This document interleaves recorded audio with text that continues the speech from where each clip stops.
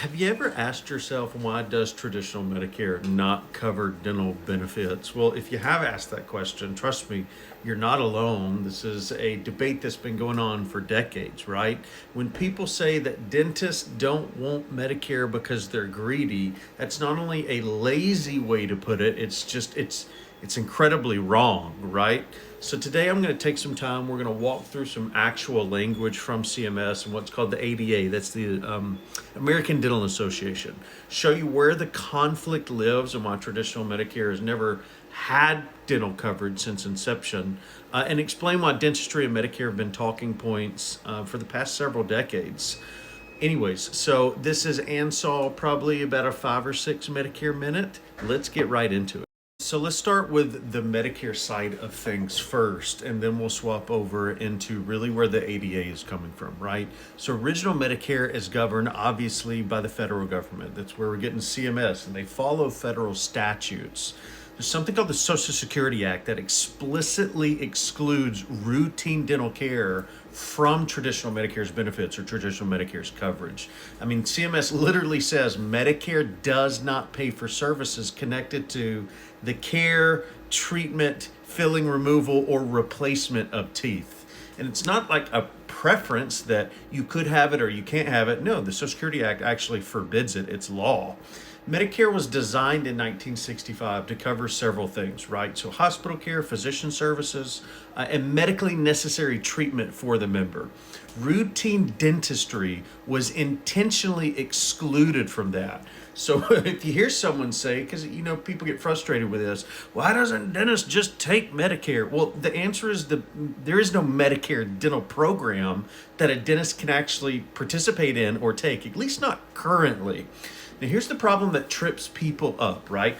Medicare does actually sometimes cover dental care, but only if it's inextricably linked to a covered medical service. I'll give you an example.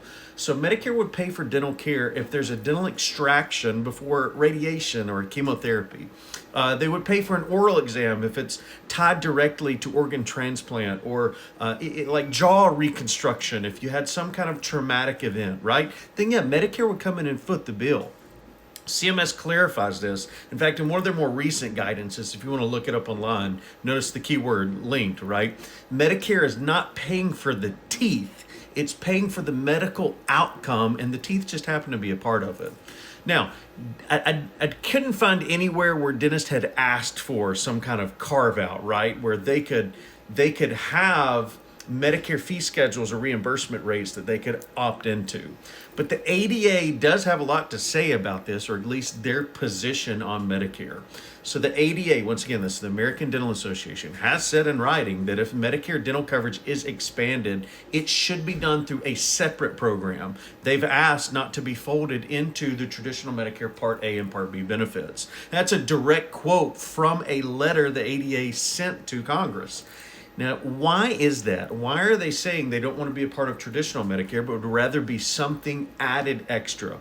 It's because if you force dentists into Medicare's fee schedules or their audits or their documentation rules or even into their clawback risk if something's not filed appropriately, that would fundamentally change how dental practices are currently operating. Dentists aren't saying, hey, we don't want dental coverage available in Medicare. They're just saying we don't want it in the same way that physicians and hospital services are working. Kind of to explain it a little differently. Dentistry is one of the last transparent pricing models in healthcare. Now, I'm not saying it's the only, but I'm saying it's one of the last that at least we're privy to, right? What I mean by that is this. Dentists set their own fees individually. They operate quite literally as small businesses. They have high equipment and lab costs that maybe even a physician center would, and they rely on that predictable cash flow that they've had from their current and new members coming in. Medicare doesn't operate that way. They have a national fee schedule. They have neutral budgets that the federal government fills no matter what. They have utilization assumptions. And for physicians, that's a normal thing, but it's not for dentists. That's actually an existential risk that they're not used to participating in. That's why the ADA says, at least, that they push back so hard, not because they hate seniors or they hate Medicare, right? But because Medicare compliance risk could essentially break an independent dental practice and force them into closure. All right. Now, where people say that they have an issue, they say because dentists do take Medicare Advantage dental. That's correct. And you're right in making that statement, but your assumption is wrong because it's a completely different system. You know, MA Dental uses negotiated contracts like dentists are familiar with current dental insurance plans. They use dental specific codes. They've got predictable payment terms, and there is no CMS audit authority over the dentist if they do something or bill for something that they don't like. And that's ultimately why dentists are happy to participate in something like that. They're not trying to avoid seniors. They're avoiding federal medical billing oversight that wasn't designed for the independent dentist market. So then what's the solution that could kind of come in and fix all this? Well, the real solution probably isn't forcing dentists into Medicare or CMS's federal oversight, right? It's targeting medically necessary dental. That's something that should be in CMS right now, and it's not. Separating dental benefit structure, or even coming in and redesigning programs that respect how dentistry actually works.